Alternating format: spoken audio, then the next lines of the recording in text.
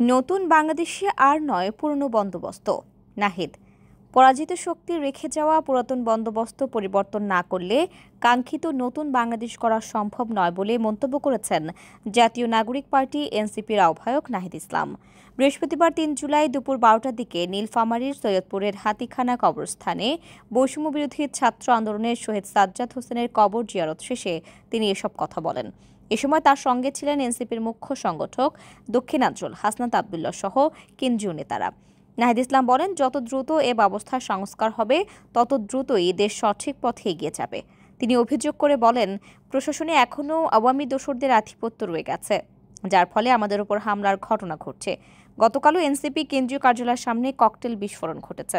পরাজিত শক্তি নতুন বাংলাদেশের পথে প্রতিবন্ধকতা সৃষ্টি করছে।